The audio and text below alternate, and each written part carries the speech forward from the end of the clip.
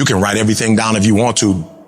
Be brave enough to write every one of your goals down. But I'm going to tell you something. Life's going to hit you in your mouth, and you got to do me a huge favor. Your why has to be greater than that knocked out. Are you willing to get your teeth kicked out for your dream? That's why many are called, but few are chosen. Because everybody won't get the beat down. Everybody's not willing to face rejection. Everybody will not talk to 4 people and visualize 5,000. Everybody won't take the controversy. Everybody won't take the heat. Everybody won't hold themselves to a higher standard. As soon as you write your dream down, somebody about to bust you in your mouth. Whatever it is that thing you say you want to do, they coming at you. The reason why you do what you do is more critical than what you do. Because if your reasoning is weak, you're not going to get it done. Why? Because life is going to beat you upside your head. Life will strip you to the core. Once your ball start tripping, you about to start crying. Once life hits you with a punch or two, you ready to quit.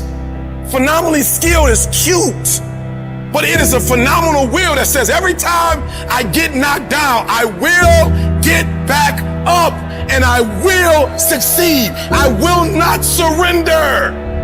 But if you're weak, you will be broke. And I'm not here because I'm the best. I'm here because they tried to break me and they couldn't.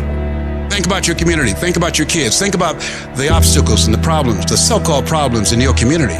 Think about them. Osborne said, in life, you will always be faced with a series of God-ordained opportunities brilliantly disguised as problems and challenges. We can't judge according to appearances. We must look at the poverty and the despair and the pain and the stress. And in the midst of that, we see prosperity. We see health. We see peace. We see possibility. I'm telling you to dream your dream because I want you to feel it. I want you to taste it. I want you, just like when the weather is changing, you can feel it. I want you to be able to feel when you're getting closer to it and closer to it. If you are still alive, there's still room for growth. There's still room for improvement. You can still get bigger. You can still get better. You can still be bolder. There's still room to grow and be better. Get out of your head and into your greatness.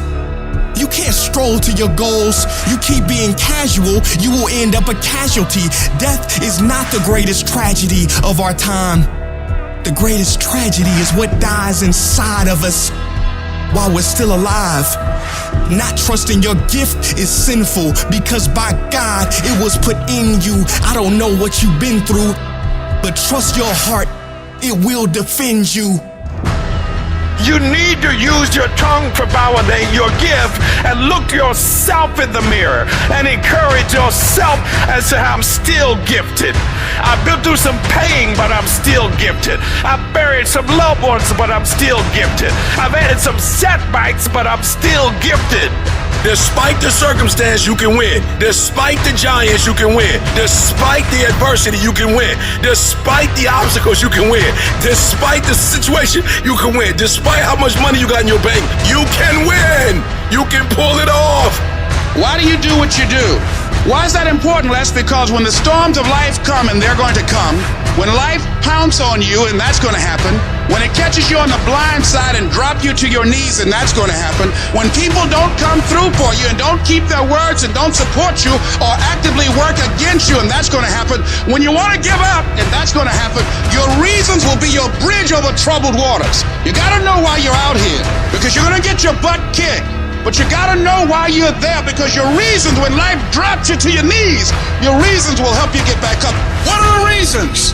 Write down why you're here. Write down 5 compelling reasons of why you're gonna keep your commitment to change your life.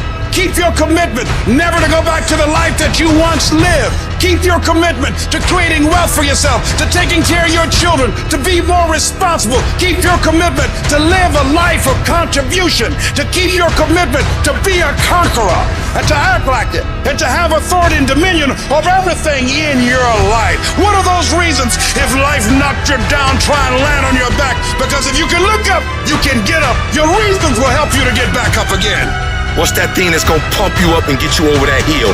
What's gonna pump you up and get you over that mountain? What's gonna pump you up and get you past that disease? What's gonna pump you up and get you past bankruptcy? What's gonna pump you up and get you past that crazy credit score you got? What's gonna pump you up and get you to the other doggone side?